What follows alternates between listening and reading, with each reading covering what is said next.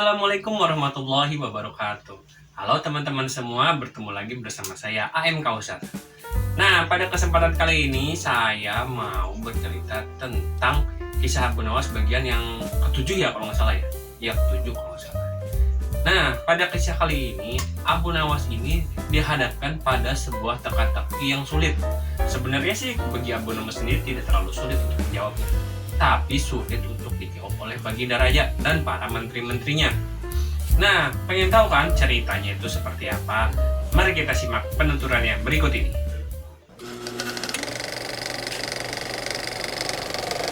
Nah, jadi ceritanya seperti ini teman-teman. Pada suatu hari, Baginda Raja Sultan Harun Ar-Rasyid itu terlihat murung sekali. Nah, dia itu sangat murung karena selama beberapa hari ini dia memikirkan sebuah pertanyaan yang sangat sulit.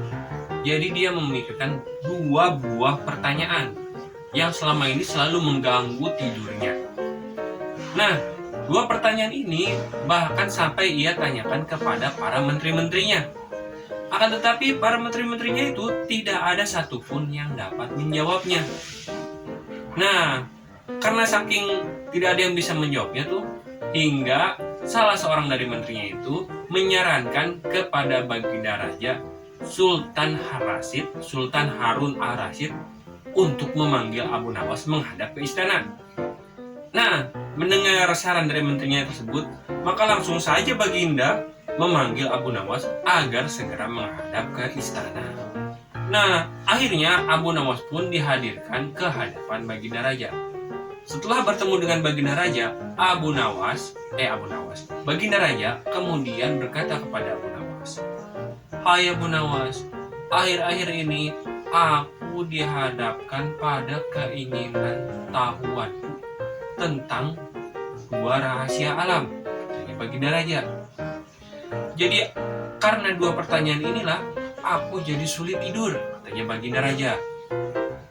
"Tuanku yang mulia, jadi rahasia alam seperti apakah yang Baginda Raja ingin tahu?" kata Abu Nawas.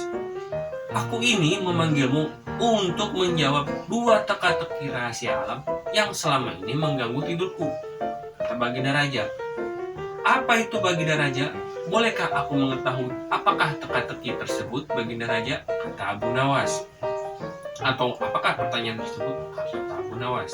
Kemudian Baginda Raja berkata, "Begini Abu Nawas, yang pertama itu adalah di manakah letak batas dari jagat raya kita ini?" kata Baginda Raja kepada Abu Nawas. "Di dalam pikiran kita, wahai tuanku yang mulia Baginda Raja," kata Abu Nawas tanpa ragu-ragu. Kemudian Abu Nawas melanjutkan pembicaraannya atau omongannya. "Ketidakterbatasan itu ada karena adanya keterbatasan," kata Abu Nawas. "Keterbatasan itulah yang ditanamkan oleh Tuhan ke dalam otak kita manusia.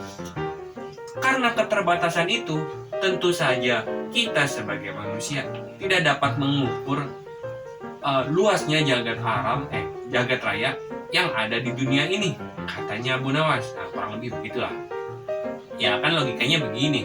Kalau kita mengukur jarak dari mana tuh, misalkan Jakarta ke Bogor gitu, Bogor Jakarta.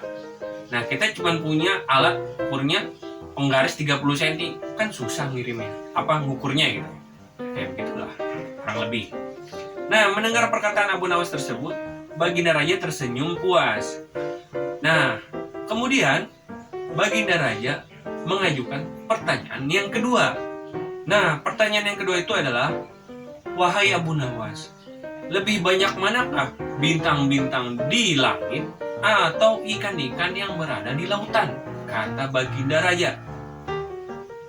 "Lebih banyak ikan di lautan yang mulia Baginda Raja," kata Abu Nawas tanpa sedikit pun perasaan ragu. Terus Baginda Raja berkata, "Mengapa begitu?"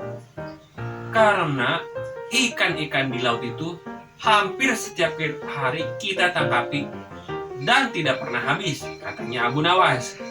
"Akan tetapi bintang-bintang yang ada di langit tersebut jumlahnya selalu tetap dan tidak pernah kita lihat bintang-bintang tersebut jatuh.